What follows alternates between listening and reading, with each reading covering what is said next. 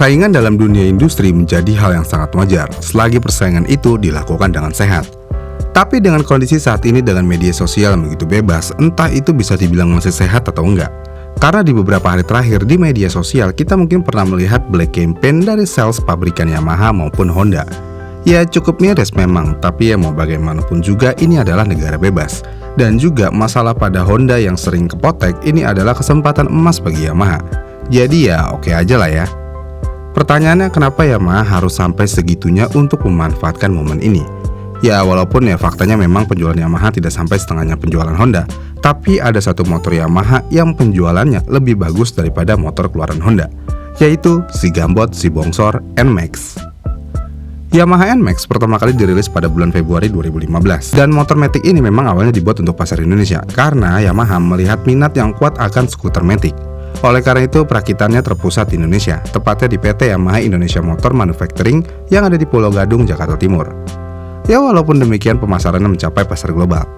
Dan pada saat ini sudah ada dua generasi Yamaha NMAX, yaitu generasi pertama yang diproduksi dari tahun 2015 sampai 2019, lalu generasi kedua diproduksi mulai tahun 2019 sampai sekarang.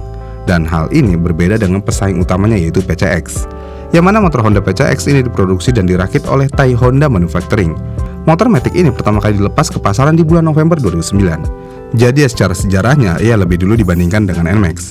Namun perakitan Honda PCX terus berpindah-pindah tempat sejak tahun 2009 sampai 2013 di Thailand. Dan setelah itu perakitannya pindah ke Vietnam dari tahun 2014 sampai 2017. Dan setelah berpindah-pindah tempat, akhirnya proses perakitannya pindah ke Indonesia sejak tahun 2017 sampai sekarang. Dan kedua motor ini adalah motor yang bersaing di kategori yang sama. Pertanyaannya, lebih baik mana, PCX atau NMAX? Pertama kita akan membahas spesifikasi motor Yamaha NMAX. Motor ini menggunakan mesin yang berkapasitas 155 cc yang bisa mengeluarkan tenaga maksimal di 15 horsepower, dan motor ini sudah menggunakan sistem pendingin cairan. Dengan mesin ini, motor Yamaha NMAX bisa mendapatkan rasio kompresi 10,5/1, lalu dengan torsi maksimal di 13,9 Nm. Mesin yang digunakan adalah jenis mesin single cylinder 4-tak SOHC VVA engine full injection. Sedangkan untuk spesifikasi motor Honda PCX, motor ini juga menggunakan mesin berkapasitas 156,9 cc yang juga bisa mengeluarkan tenaga maksimal di 15 horsepower dengan sistem pendinginan cairan dan rasio kompresi 12:1. Dan di motor PCX juga menggunakan mesin SOHC. Ya spesifikasinya ya mirip-mirip lah dengan NMAX. Kemudian dari segi desain, pada bagian eksterior, Yamaha NMAX sisi-sisinya lebih membulat sehingga menimbulkan kesan yang elegan. Dan Yamaha NMAX punya lampu utama yang terpisah dengan lampu sennya. Ya intinya Yamaha NMAX terlihat bantet dan padat. Selain dari desain yang besar, sayangnya kapasitas joknya cukup terbilang kecil, karena motor ini hanya bisa menampung kapasitas sebesar 23 liter aja. Kemudian untuk Honda PCX, desainnya lebih tajam sehingga terlihat lebih sporty, agresif, dan futuristik. Dan di Honda PCX, lampu utama dan lampu sennya dibuat menyatu. Dengan demikian, Honda PCX tetap mempertahankan desain awalnya. Namun untuk dari segi bagasi, PCX jauh lebih besar daripada NMAX, yang mana Honda PCX dapat menampung sampai 30 liter. Ya itulah perbandingan eksterior dan mesinnya dari kedua motor ini. Ya kalau dari segi mesin ya mirip-mirip lah ya. Tapi ya walaupun terlihat sempurna namanya motor kan ya pasti ada aja kekurangannya. Misalnya di Yamaha NMAX memiliki kekurangan di ground clearance, yang mana ground clearance NMAX sangat rendah yaitu di 124 mm. Dan ini lebih pendek dari generasi sebelumnya yang mencapai 135 mm. Entah apa alasan Yamaha mengurangi ground clearance ini, tapi setidaknya NMAX aman dari reka jebol. Tenang. Selain itu, untuk generasi kedua ini, motor ini memiliki torsi yang lebih kecil dibandingkan NMAX lama, yang mana di NMAX lama bisa mengeluarkan torsi di 14,4 Nm, sedangkan yang baru hanya di 13,9 Nm. Kenapa bisa demikian? Ya alasan Yamaha sih melakukan penyesuaian torsi tersebut agar NMAX terbaru tidak terlalu menggentak saat berakselerasi. Jadi dengan penurunan torsi, akselerasinya diklaim lebih nyaman. Itu mah formalitas doang. Kemudian di motor ini tidak memiliki alarm apapun di seluruh tipe motornya. Dan ini benar kekurangannya sih, karena mau bagaimanapun juga, motor zaman sekarang apalagi udah keyless, kayaknya perlu deh alarm.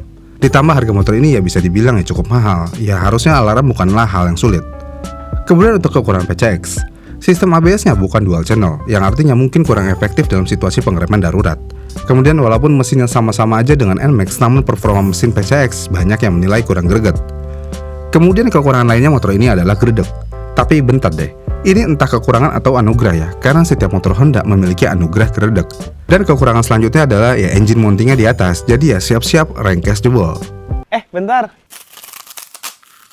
Kemudian pertanyaan lainnya, kenapa NMAX lebih laku dibandingkan PCX? Mungkin untuk menjawab hal ini ada beberapa faktor yang menyebabkan popularitas Yamaha NMAX lebih tinggi daripada PCX. Yang pertama tentu aja keunggulan waktu yang didapat oleh NMAX. Itu dikarenakan Yamaha NMAX lebih dahulu hype di Indonesia dibandingkan dengan Honda PCX, sehingga membantu menciptakan basis penggemar yang kuat sebelum kehadiran kompetitor.